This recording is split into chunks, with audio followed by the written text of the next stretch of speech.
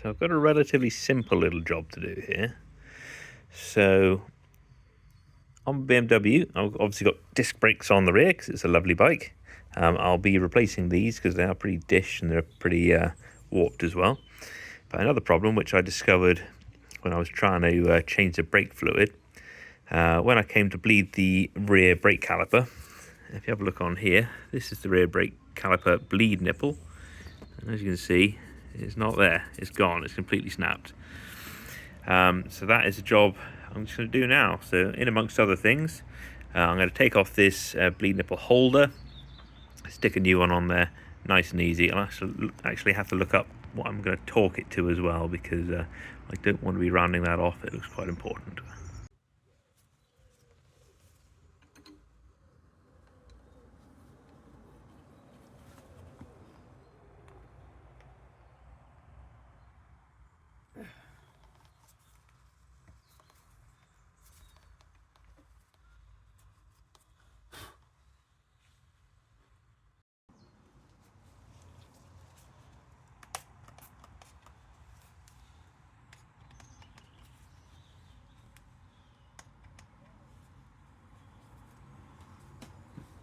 Normally I wouldn't want to spray WD-40 around where the brakes are, but I am going to be changing the disc, the pads, everything, so it doesn't really matter. Right, try this again. Let's try not to round this off, please.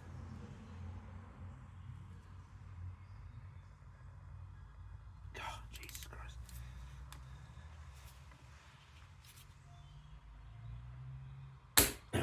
Something. What did that do?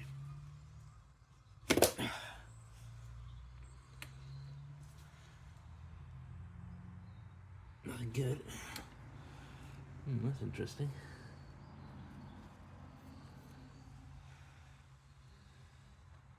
Right, I got it. We're good. We are good to go.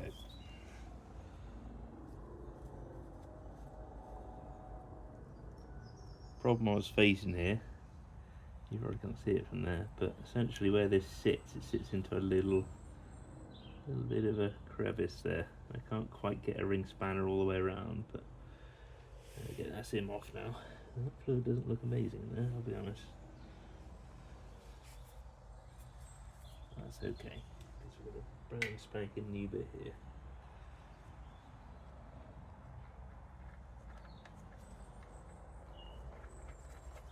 Before we lose too much brake fluid.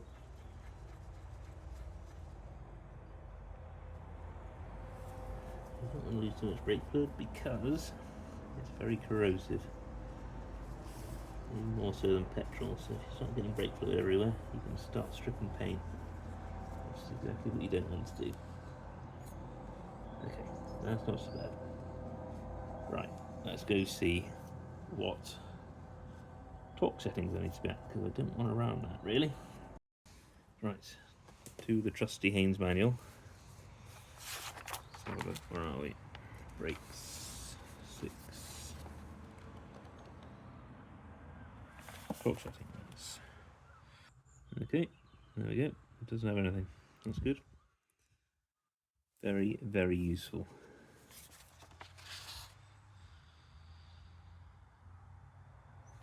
Alright, we'll go FT then. Okay, I'll just talk you through what's going on now. So I've slackened off the rear wheel nuts. And what's going on at the front here, this contraption, there probably is some proper way of doing this, but I don't know what it is. So to keep the rear wheel off the ground while it's balanced on the centre stand, I just put a couple of heavy weights either side and ratchet strapped it down so that the front end can't lift up and then drop the rear swing arm on the ground and break stuff. So that is now nicely spinning freely, a couple inches off the ground. So that should hopefully now come out nicely.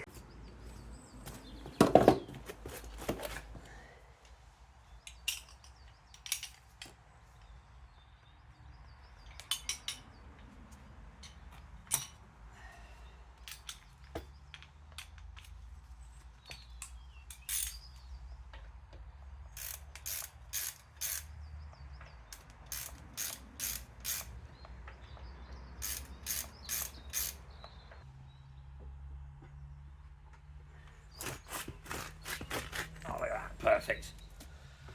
Right, that's that bit done. Next job is I want to take this disc off and replace it for a new one. So I'll do that next.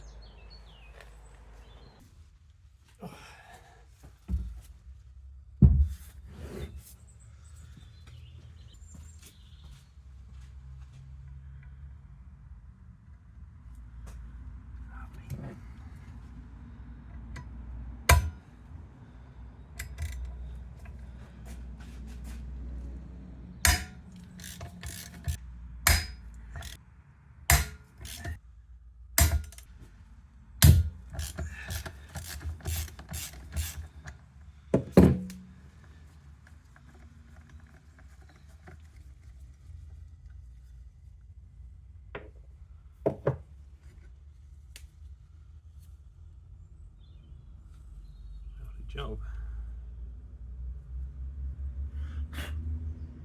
Okay, this is a very quick old versus new comparison. Obviously this is the old one, this is the new one. I have splashed out a bit of money and gone for proper EBC ones. What is it? The EBC on there. So these are shiny, fancy, proper ones. Thickness wise, they do look at no, they are the same thickness. This looks a bit thicker because yeah, it's shiny and new.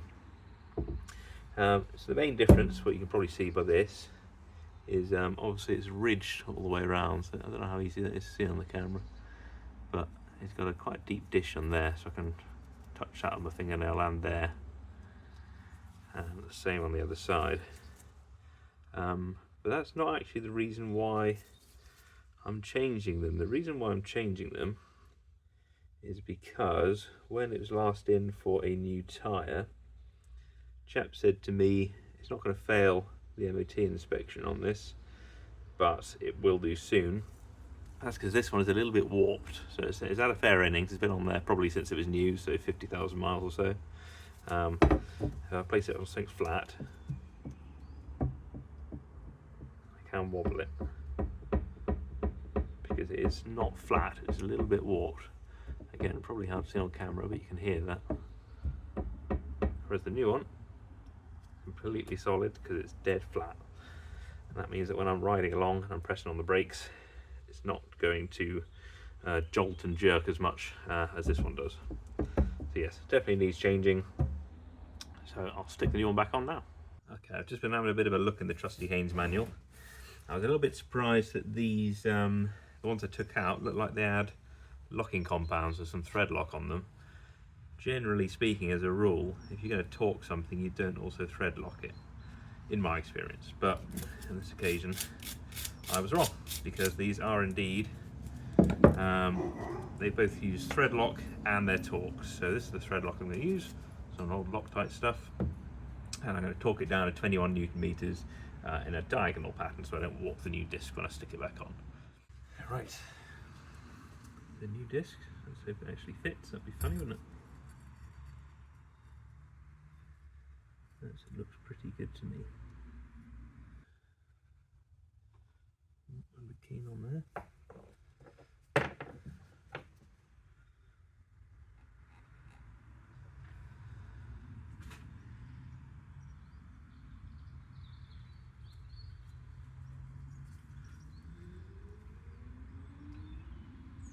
Right, so I've started tightening them down. I'm going to start torquing them down. So it's 21 Newton meters if you are metric, or 31 pounds per sausages squared, or whatever it is if you are from across the pond. 21, lovely. Again, I'm going to do this in a diamond pattern just to make sure it's torqued down nice and evenly.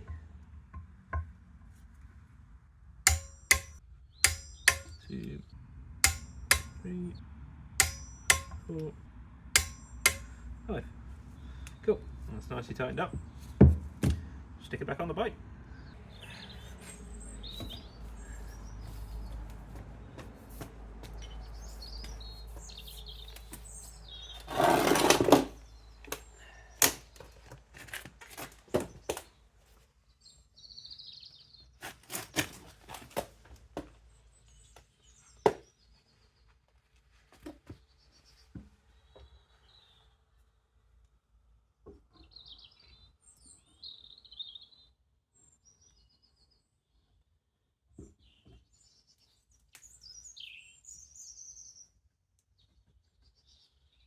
Okie dokie, we're going to do the rear brake pads now. So this is the new ones, brand new in the packet.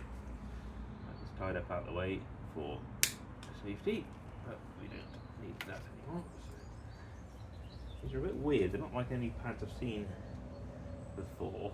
There's a tiny little clip here that you're not going to be able to see on camera, so I'm not even going to try. Essentially, we've got to remove this clip, try not to let it ping off into the corner of the room, like that. Now I'm going to drive this pin out the back somehow, so I don't know how I'm going to do that. Okay, I've jammed it kind of back into place, and I found a suitable punch. Let's see what we can do here. I'm not convinced this is going to work, but you never know.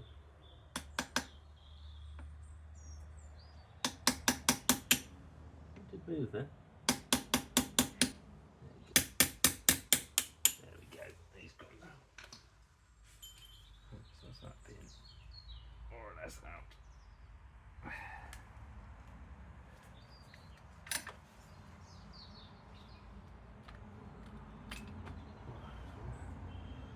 So I'm definitely going to give that a bit of a clean up because that's very rusty and horrible. So we'll give that a scrub and he should slide in a bit nicer. Pads just fall out.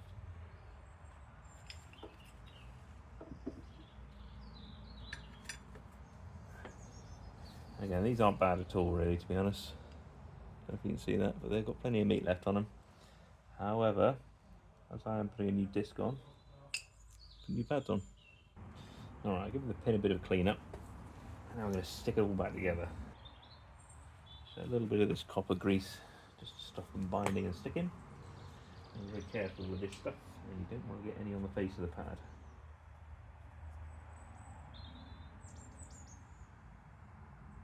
Same again with this pin.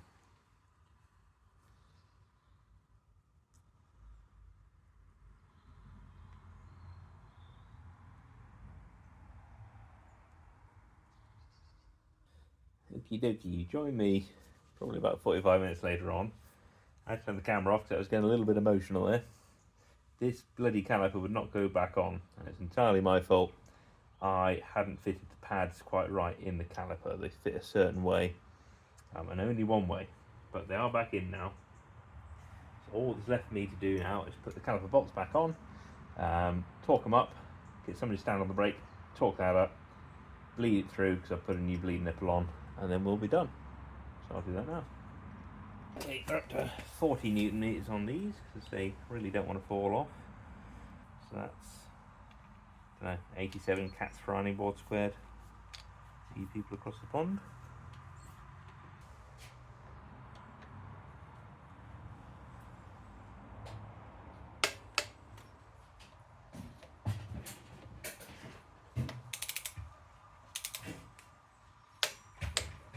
Okay, it's one step left. I'm going to bleed this caliper. So I've got like a fancy one-way bleeding system. I don't really use it very much because it never seems to work very well, so I'm just going old school on this.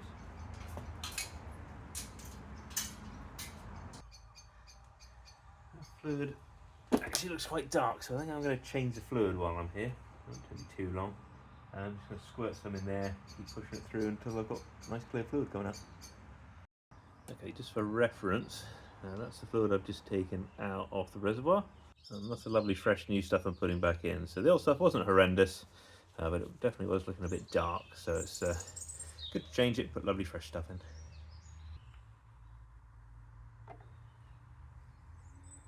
That's